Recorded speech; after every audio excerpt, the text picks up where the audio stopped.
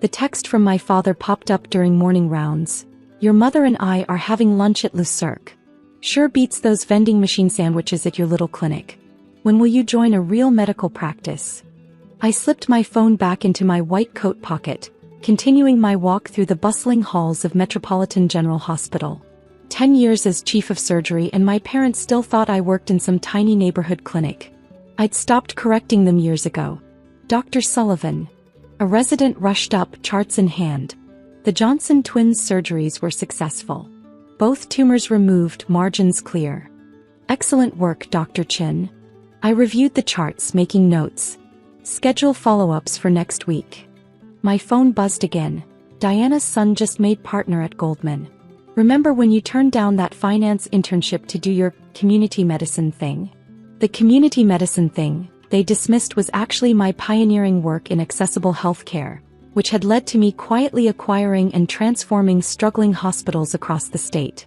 Metropolitan General was just the flagship of what had become the largest private hospital network in the region. Dr. Sullivan? My assistant Margaret appeared. The quarterly board meeting is starting. They need your approval on the new surgical wing budget. I nodded, heading toward the conference room. Any other pressing matters? Yes. She consulted her tablet. Your parents' doctor's office called. Your father needs approval for his cardiac procedure. Apparently, their insurance was declined at Metropolitan's sister hospitals. I paused. When did they schedule this? This morning. Dr. Roberts says it's routine but necessary.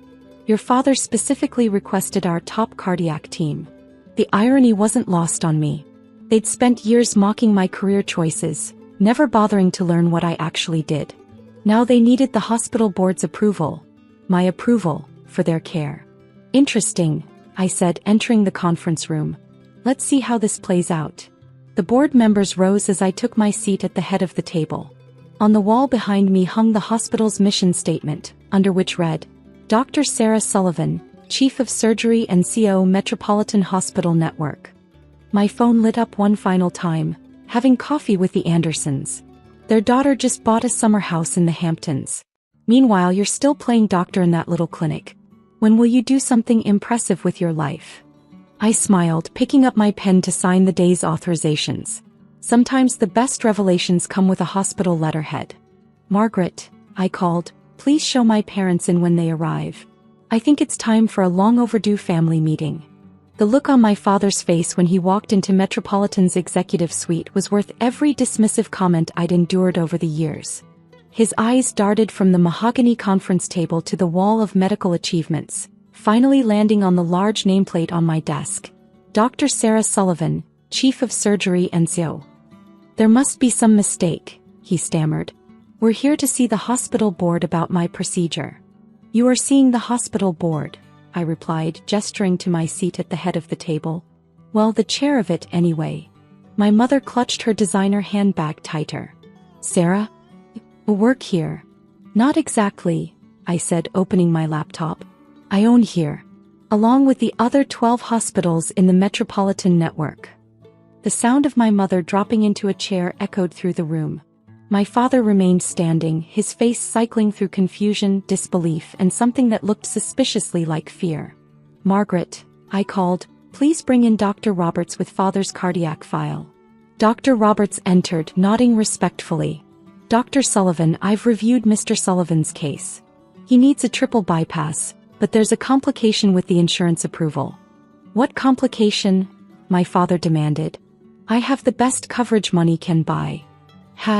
I corrected, pulling up his file on my screen. Your insurance provider dropped Metropolitan Network hospitals from their coverage last month. Something about, what was it, Margaret? Their CEO's inappropriate comments about community hospitals at the healthcare conference, she supplied helpfully. Ah yes, I smiled. Apparently he shared your opinion about smaller medical facilities. Unfortunately, he discovered too late that those smaller facilities were part of our network, which handles 60% of the cardiac procedures in the state. My father sank into the chair beside my mother. But your little clinic was the pilot program for our accessible healthcare initiative, I finished, which has now grown into the largest private hospital network in the region. The real medical practice you kept asking about? You're sitting in it. Dr. Roberts cleared his throat.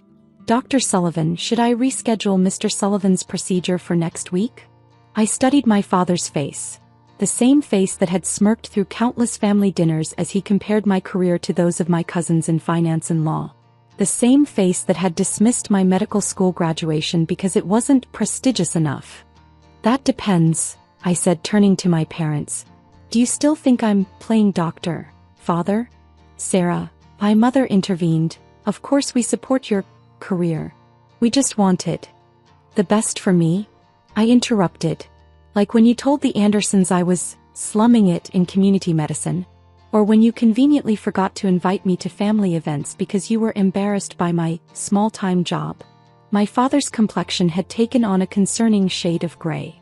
Dr. Roberts noticed too, frowning at his monitors. Dr. Sullivan, he said quietly, medical decisions aside, your father's condition does need attention soon. I nodded, pressing the intercom. Margaret, please bring in the insurance paperwork. And the statement of fees. My mother's eyes widened. Fees. Standard out-of-network rates, I explained. Unless, of course, the board approves an exception, which would require my signature. The papers arrived. My parents stared at the figures. The cost of a luxury car for a single procedure without insurance coverage. You wouldn't, my father whispered. I picked up my pen, thinking of all the times they'd belittled my choices, my dedication, my vision for accessible healthcare. Actually, Father, I said, I think it's time we discussed what I would and wouldn't do. Starting with your surgery.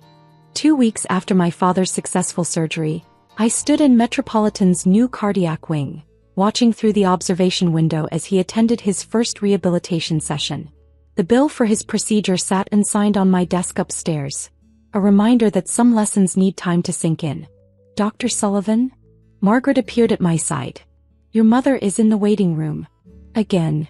I checked my watch. 3rd time this week. Is she carrying her usual peace offerings? Designer bags and guilt, Margaret confirmed. And she's been asking the staff about your schedule, your achievements, your medical patents. Everything she ignored for the past decade. I smiled, remembering how quickly my mother's attitude had changed after discovering my position. The woman who'd once dismissed my little clinic, now bragged about her daughter, the brilliant hospital Sue, to anyone who would listen. Send her up to my office, I decided. It's time we had a real conversation. I found her sitting nervously in front of my desk, surrounded by shopping bags. Through the floor-to-ceiling windows behind her, I could see the construction of our new research center, funded by the patents she'd never bothered to ask about. The cardiac team says Dad's making good progress, I said, taking my seat. Thanks to you, she replied quietly. Sarah, about all those things we said. You mean like telling the Andersons I was wasting my potential? Or suggesting I was hiding in community medicine because I couldn't handle real success? She flinched. We were wrong. So wrong. I see that now. No, I corrected her. You see this. I gestured to the executive office, the prestigious title, the trappings of success they understood. You still don't see what really matters. I pressed a button, and the windows turned transparent to reveal the hospital's main entrance below. Watch, I instructed. She turned to see a young mother entering with 2 children, being warmly greeted by staff. That's Maria Rodriguez, I explained. 3 years ago, no hospital would treat her kids because of her immigration status. Now they're getting life-saving care through our accessibility program. I changed the view to the rehabilitation center. That's James Chin. Couldn't afford physical therapy after his accident. Now he's walking again thanks to our sliding scale payment system, the one you called charity work beneath my talents. Sarah, please. And there, I pointed to the cardiac unit, is Dad getting the best care in the state? Not because he's wealthy or well-connected, but because every patient in our network gets the same standard of excellence. That's what my little clinic grew into. She dabbed at her eyes with an expensive handkerchief. I have so much to make up for. Yes, I agreed, finally pulling out my father's medical bill. Starting with this. She stared at the 6-figure sum. We can arrange payments. Or, I said, you can do something more valuable. The network is opening 5 new community clinics. We need volunteers to help coordinate patient services, family support, social programs. Volunteer? Me. 3 days a week, minimum commitment 6 months. No special treatment, no executive title. Just hands-on work with the communities you spent years looking down on. She looked from the bill to the window where more patients were entering the hospital. And Dad's charges. We'll discuss adjusting them based on your volunteer hours, I said. Consider it a lesson in the value of community medicine. To my surprise, she straightened her shoulders. When do I start? Monday. Margaret will show you where to get your volunteer badge. And Mom? The designer outfits stay home. Clinic work requires comfortable shoes and humility. After she left, I walked down to the cardiac unit. My father was finishing his therapy session, looking both exhausted and chastened. Tough day? I asked, checking his charts. Sarah, he said, catching his breath, that young resident mentioned you pioneered this rehabilitation protocol. Said it's being adopted nationwide. Just a small-time contribution, I replied mildly. He winced at his own words thrown back at him. I was wrong. About everything. I know. I helped him back to his room. But you're learning. Both of you are. Your mother told me about the volunteer program, he said. She's excited. Never seen her like this. I checked his vital signs, the gesture automatic after years of practice. Sometimes the smallest clinics teach the biggest lessons. And my bill? He asked cautiously. Let's see how Mom does with her community service first, I smiled. Consider it a family rehabilitation program. As I left his room, my phone buzzed with a message from Margaret. The Andersons called. They need approval for their son's sports injury treatment. I laughed, heading back to my office. Turned out running a small-time hospital network had its advantages after all. Tell them my clinic hours are 9 to 5, I texted back. If they're ready to learn some humility of their own.